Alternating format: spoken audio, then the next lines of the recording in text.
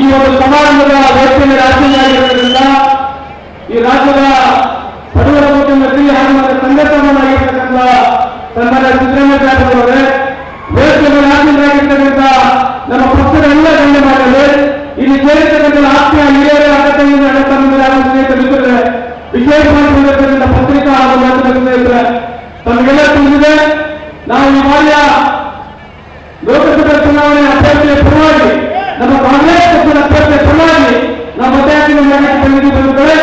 ಕಳೆದ 10 ವರ್ಷದಿಂದ ಬಿಜೆಪಿಯ ಸರ್ಕಾರ, ನರೇಂದ್ರ ಮೋದಿ ಅವರ ಸರ್ಕಾರ ಏನು ಈ ದೇಶಕ್ಕೆ ಮಾತನ್ನು ಕೊಟ್ಟಿದ್ದು ಅದರ ಬಗ್ಗೆ ಅವರು ಮಾತನಾಡ್ತಾ ಇಲ್ಲ.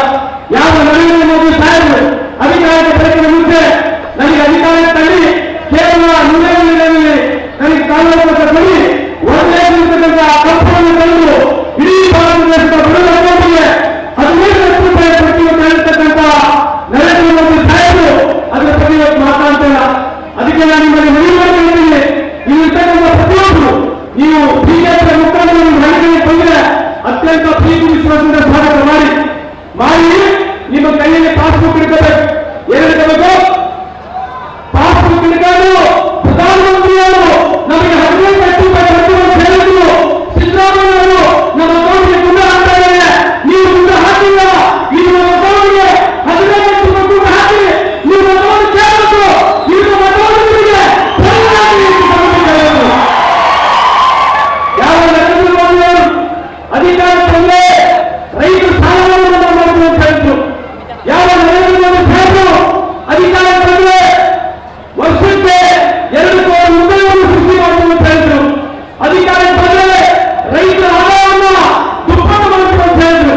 ಅಧಿಕಾರ ಬಂದ್ರೆ ವಿಶೇಷವಾಗಿ ನಾವು ಈ ದೇಶದಲ್ಲಿ 100 ಸ್ಮಾರ್ಟ್ ಸಿಟಿ ಮಾಡ್ತೀವಿ, ಮೆಟ್ರೋ ರೈಲನ್ನು ತರುವಂತ ಹೇಳಿರ್ತಕ್ಕಂಥ ನರೇಂದ್ರ ಮೋದಿ ಅವರು ಅದ್ರ ಬಗ್ಗೆ ಇವತ್ತು ಕಾರಣಕ್ಕೆ ಮಾತನಾಡ್ತಾ ಇಲ್ಲ.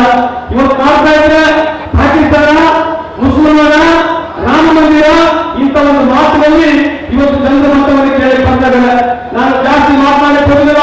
ಇವತ್ತು ಕೇಂದ್ರದಲ್ಲಿ ನಾವು ಅಧಿಕಾರಿಗಳ ಸಂದರ್ಭದಲ್ಲಿ ನಾವು 72,000 ಕೋಟಿ ಸಾಲವನ್ನು ಮಾಡಿದ್ವಿ. ರಾಜ್ಯದಲ್ಲಿ ಸನ್ಮಾನ್ಯ ಮುಖ್ಯಮಂತ್ರಿಯವರು ರೈತರು ಸಾಲ ಸುಮಾರು 8,000 ಕೋಟಿ ಸಾಲವನ್ನು ಮಾಡಿದ್ರು. ರೈತರಿಗೆ ಮೊದಲನೇದಾಗಿ 2013 ಇಸ್ವಿಯಲ್ಲಿ 3 ಲಕ್ಷದವರೆಗೆ ಪ್ರತಿ ರೈತ ಸಾಲವನ್ನು ಕೊಟ್ಟಿರ್ತಕ್ಕಂಥದ್ದು.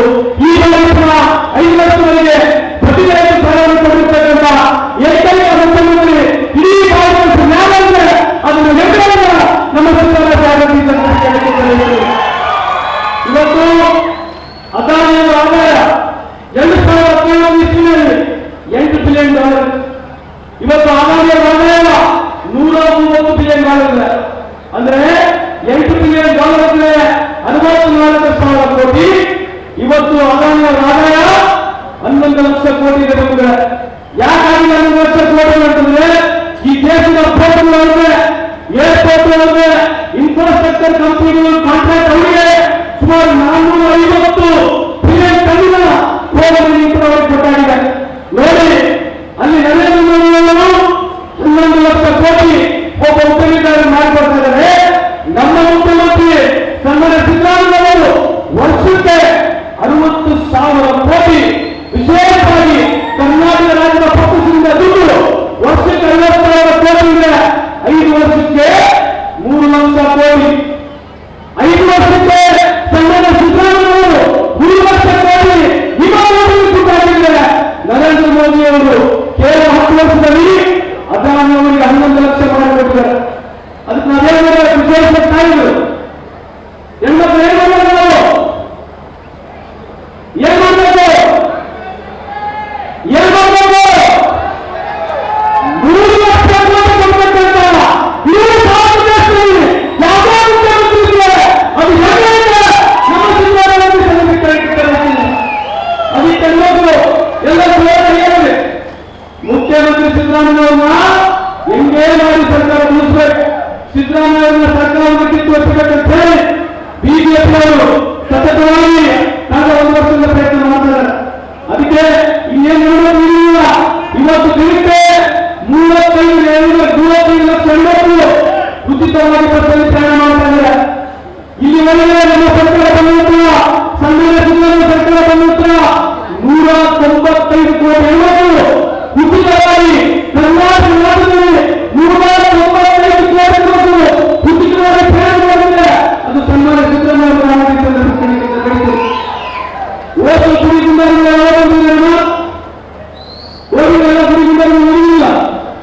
ಎಲ್ಲ ಗುಂಡಾಗಿರುತ್ತಾರೆ.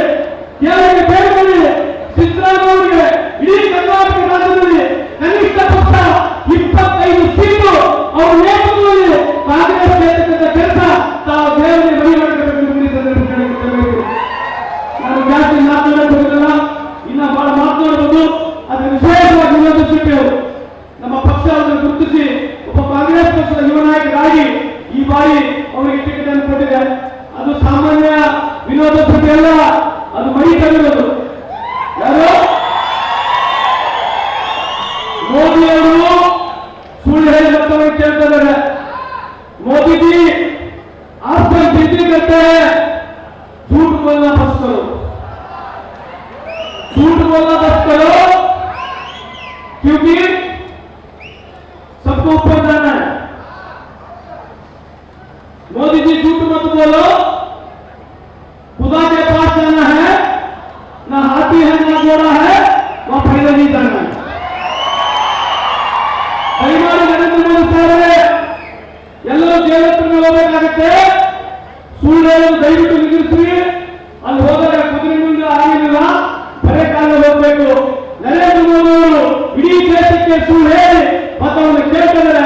ದಯಮಾಡಿ ಬೇರೆ ಬರ್ತಕ್ಕಂಥ ಚುನಾವಣೆ ವಿಶೇಷವಾಗಿ ಕೊನೆಯದಾಗಿ ಹೇಳಿ ಮುಗಿಸ್ತೀನಿ. ನರೇಂದ್ರ ಮೋದಿ ಅವರು ಯಾರು ನಡೆಸ್ತಾರೆ, ಸನ್ಮಾನ್ಯ ಮುಖ್ಯಮಂತ್ರಿ ಸಾಹೇಬ್ ನೋಡಿದ್ರು ಗೊತ್ತಿಲ್ಲ.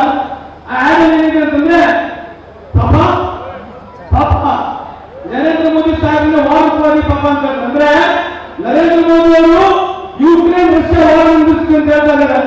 ಇಲ್ಲಿ ಮಾನವ ಕೆಲಸ ನೋಡಿ ಯಾವ ನರೇಂದ್ರ ಮೋದಿ ಅವರು ಬೇರೆ ದೇಶದ ವಾರ ನಿಲ್ಲಿಸ್ತಕ್ಕಂಥ ನರೇಂದ್ರ ಮೋದಿ ಅವರು ವಿಶ್ವಗುರು ನಮ್ಮ ಮಾದರಿಯಕ್ಕೆ ಎನ್ವೈರನ್ಮೆಂಟ್ ನಿಲ್ಲಿಸ್ಕೊಳಕ್ ಆಗ್ತಾ ಇಲ್ಲ. ದಯವಿಟ್ಟು ಇದನ್ನೆಲ್ಲ ಗಮನಿಸಬೇಕಂತ ಈ ಸಂದರ್ಭದಲ್ಲಿ ಹೇಳಿ ವಿಶೇಷವಾಗಿ ಸನ್ಮಾನ್ಯ ಮುಖ್ಯಮಂತ್ರಿ ಅವರು ಉದ್ದೇಶಿಸಿ ಮಾತನಾಡ್ತಾ ಇದ್ದಾರೆ. ಈ ಸಂದರ್ಭದಲ್ಲಿ ತಾವೆಲ್ಲ ಅವ್ರು ಮಾತಾಡ್ತಕ್ಕಂಥ ಮಾತನ್ನು ಕೇಳಿಸಬೇಕು. ಮೇ 7ನೇ ತಾರೀಕು ಕಾಂಗ್ರೆಸ್ ಪಕ್ಷಕ್ಕೆ ಬೆಂಬಲಿಸಿ ತಾವೆಲ್ಲ ಕಾಂಗ್ರೆಸ್ ಪಕ್ಷದ ಅಭ್ಯರ್ಥಿಯಾಗಿರ್ತಕ್ಕಂಥ ವಿನೋದ್ ಶೆಟ್ಟಿ ಅವರಿಗೆ ಆಶೀರ್ವಾದ ಮಾಡಬೇಕು. ನಾನು ವಿನೋದ್ ಶೆಟ್ಟಿ ಹೇಳಿದ್ದಾರೆ, ಪಕ್ಷ ಇದ್ದಾರೆ, ಕಾಂಗ್ರೆಸ್ ಪಕ್ಷದ ಎಲ್ಲ ಮುಖಂಡರು ಅವ್ರ ಜೊತೆಗೆ ಪುನಃ ಈ ಒಂದು ವೇದಿಕೆಗೆ ಸನ್ಮಾನ್ಯ ಮುಖ್ಯಮಂತ್ರಿಗಳು ಬಂದು ತಮ್ಮನ್ನು ಉದ್ದೇಶಿಸಿ ಮಾತನಾಡ್ತಾರೆ. ಕೈಮಾಡಿ ತಾವೆಲ್ಲ ಒಂದು 10 ನಿಮಿಷ ಸಾಹೇಬರು ಮಾತನಾಡ್ತಕ್ಕಂಥ ತಮ್ಮನ್ನು ಕೇಳಿಸ್ಕೋಬೇಕಂತ ಹೇಳಿ ಇಲ್ಲಿ ಸೇರಿರ್ತಕ್ಕಂಥ ಪ್ರತಿಯೊಬ್ಬರ ಮಾತನಾಡಿಗೆ ಸುಮಾರು 11 ಗಂಟೆಯಿಂದ ತಾವು ಕಾದಿದ್ದೀರಿ. ನಿಮ್ಮೆಲ್ಲರಿಗೆ ನನ್ನ ಕೋಟಿ